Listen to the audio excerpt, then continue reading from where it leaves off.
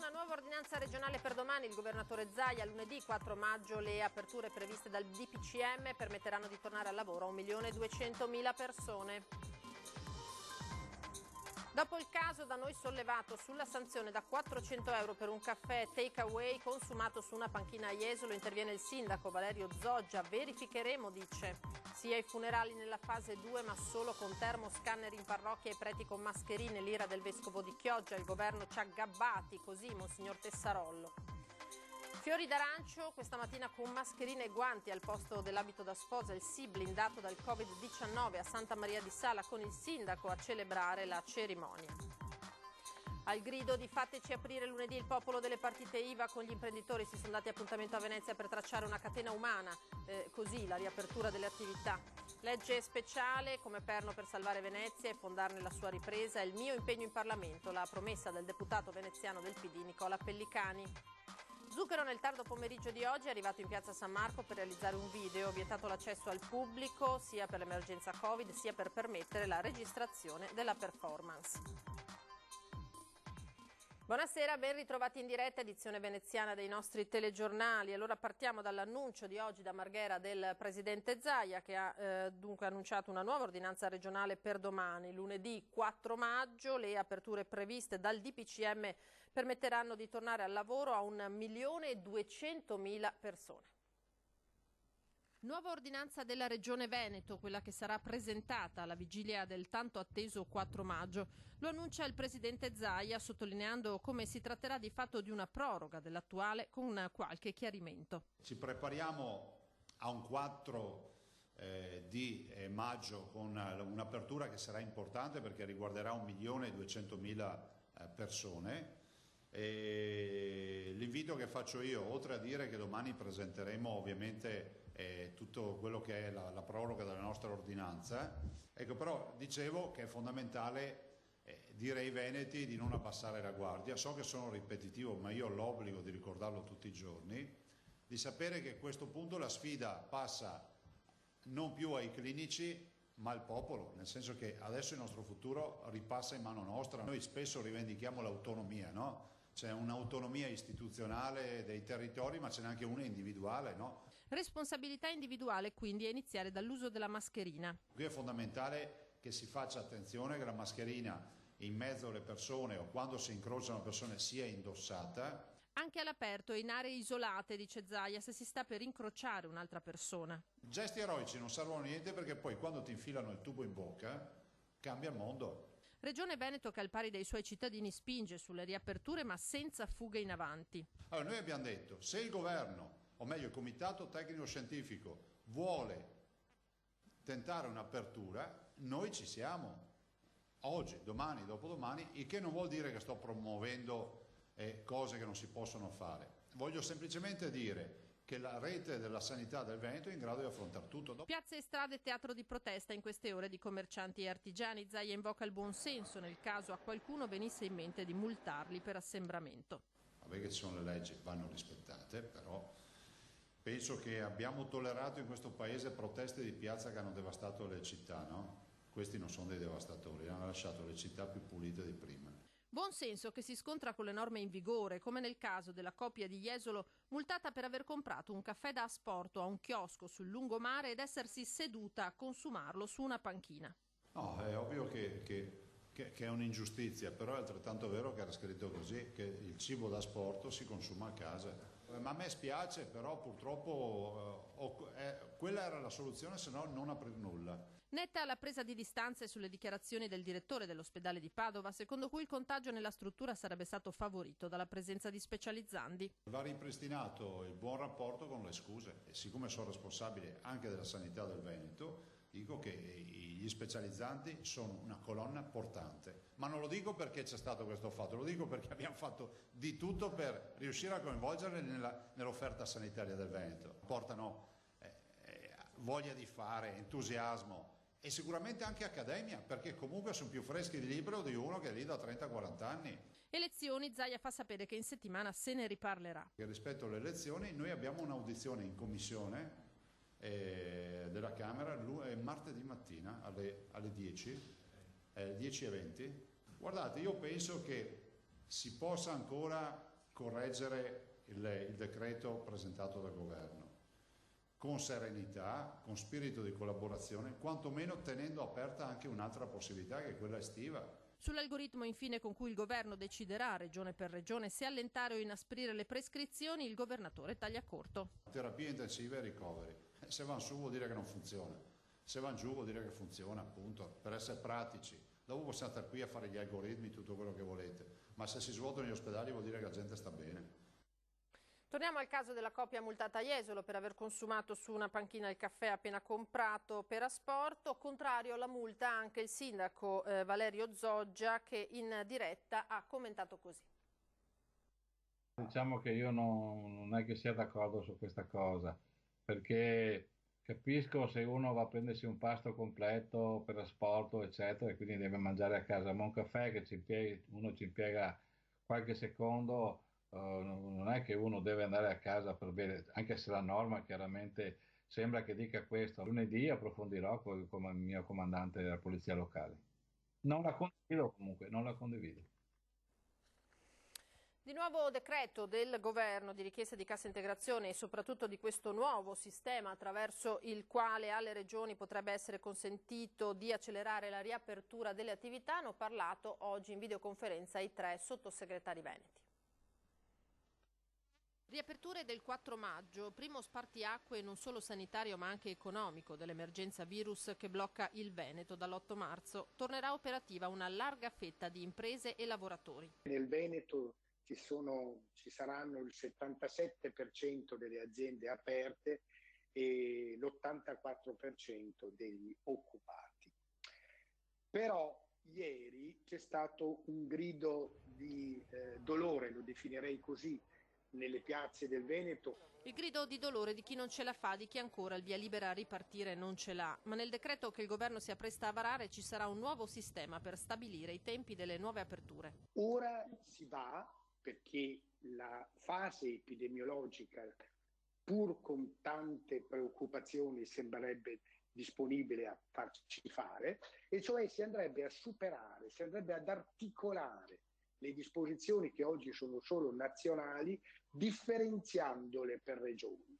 Un algoritmo basato su 2 maxi parametri.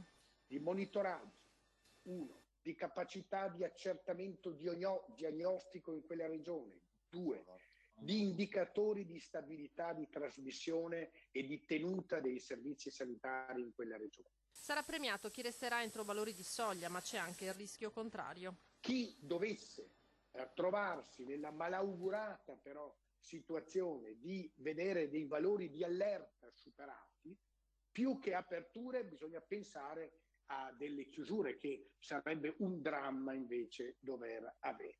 Una prima valutazione già alla fine della prossima settimana. Le date potranno essere anche anticipate se regione per regione questo algoritmo darà un tipo di risultato con un rischio e un impatto meno forte e meno elevato. Nuovo decreto che si appresta a distribuire altri 55 miliardi di euro. Il sottosegretario all'economia Baretta ha fatto il punto su indennità e cassa integrazione. Sono stati pagate per quanto riguarda le indennità dei professionisti degli autonomi in Veneto 252.000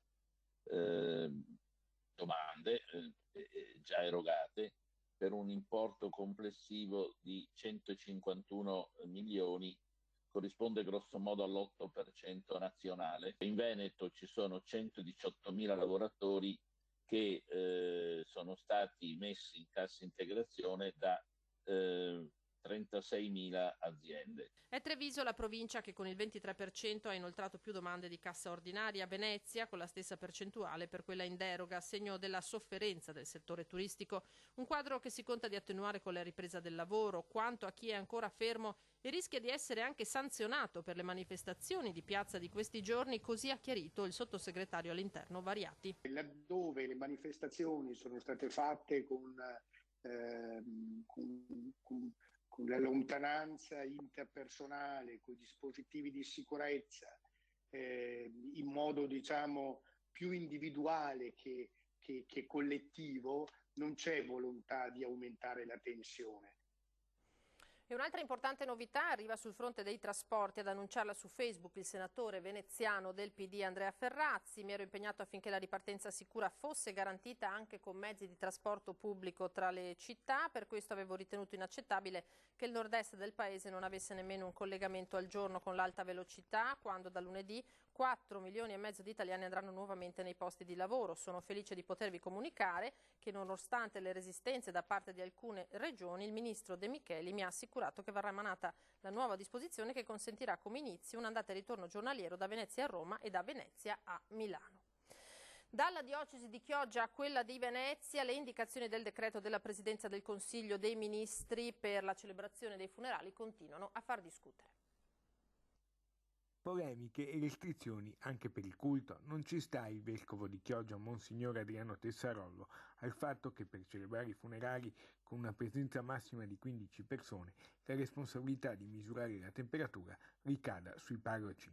La nostra gente non è che verrà in chiesa se ha la febbre, comunque purtroppo le richieste sono state pressanti anche per chiedere che non siamo sottoposti a questo obbligo, però questo è richiesto, vuol dire che non ci possiamo fidare neanche della gente che viene in chiesa. Mastica amaro proprio nel giorno del suo compleanno Monsignor Tessarollo, uomo concreto e pragmatico. Nel suo profilo Facebook aveva subito sollevato il problema della responsabilità. La responsabilità del controllo della temperatura non può ricadere sui parroci. Ci hanno gabbato, aveva aggiunto, invitando i sacerdoti, in assenza di garanzie, a non celebrare le esequie, limitandosi alla benedizione del defunto in cimitero, come per la fase 1. Davanti ai microfoni addolcisce i toni, ma la sostanza non cambia. A me sembra strano che se hanno la febbre vengano in chiesa. Comunque questa è la legge.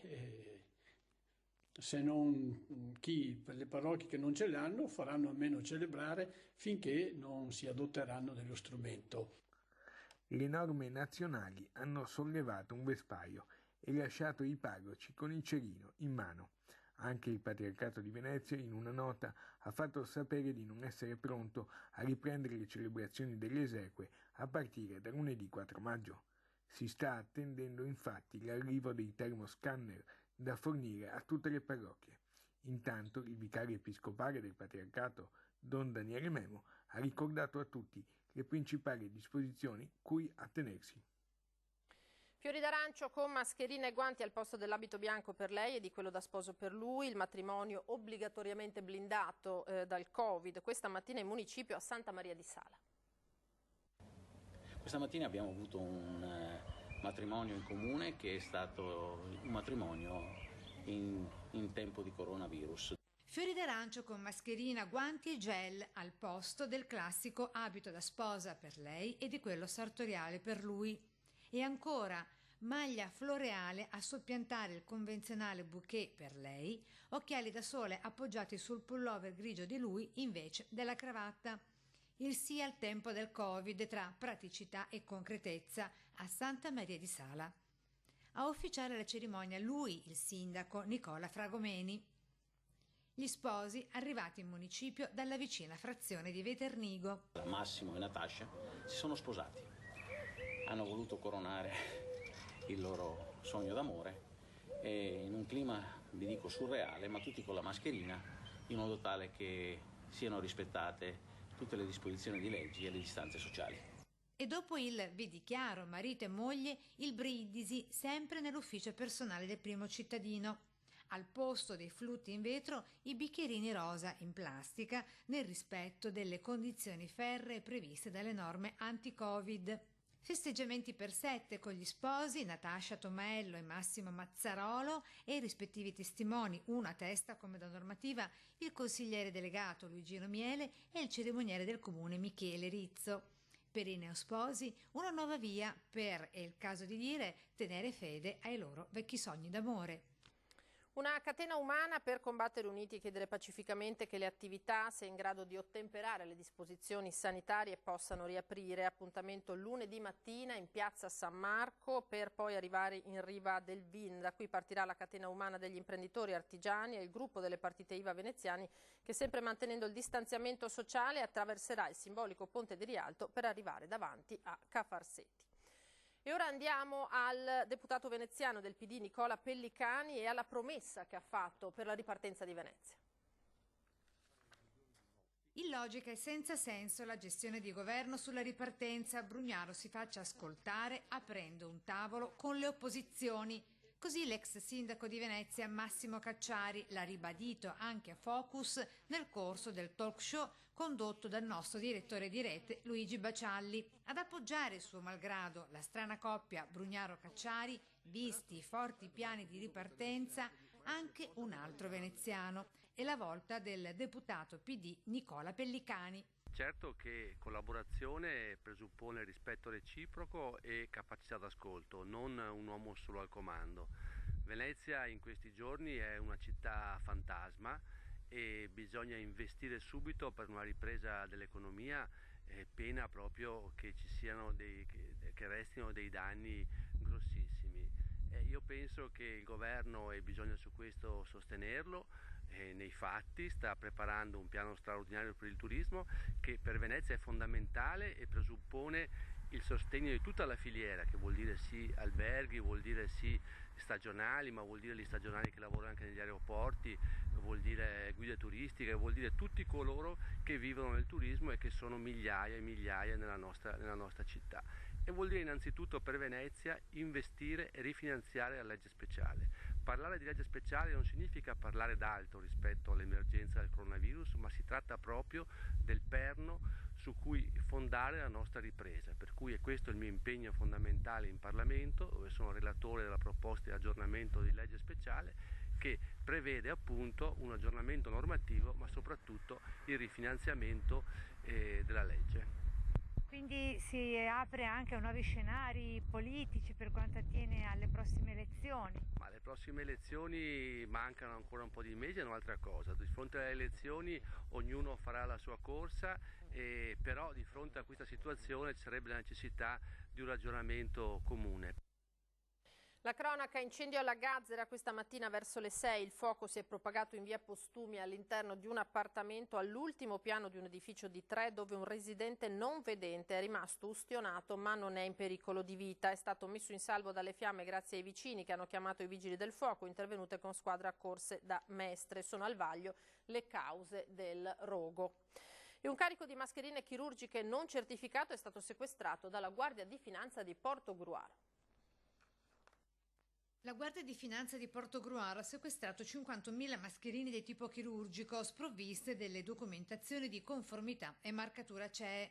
Le indagini sono scattate da un controllo fatto ad un tiro ungherese che, proveniente dalla Slovenia, era diretto a Venezia. L'autista, alla vista dei militari, ha tentato di sottrarsi inutilmente al controllo. I finanzieri, nel corso di accurati accertamenti, hanno scoperto che nei 17 cartoni del pallet vi erano 1.020 confezioni da 50 pezzi ciascuna di mascherine chirurgiche, per un totale complessivo appunto di 51.000 prodotti, rispetto ai quali il destinatario della merce, un cinese di una ditta nel veneziano, non era stato in grado di esibire alcuna documentazione di conformità. Il cinese è stato così segnalato alla procura di Pordenone, mentre le mascherine sono state sequestrate. Registrazione a Venezia dei Chuck dell'ultimo videoclip del cantante Zucchero Fornaciari, arrivato oggi nel tardo pomeriggio in piazza San Marco per realizzare un video. L'accesso al pubblico in piazza è stato vietato sia per l'emergenza Covid sia per permettere la registrazione della performance. Il tutto previsto da un'ordinanza municipale emessa dal comandante della polizia locale, provvedimento che prevede la facoltà di dirottare il traffico pedonale, organizzarlo in sensi unici e disporre temporanei obbligo di divieti, facendo transenare le aree interdette. È tutto, ci fermiamo qui, grazie per averci seguito, vi lascio alle previsioni del tempo per domani, arrivederci.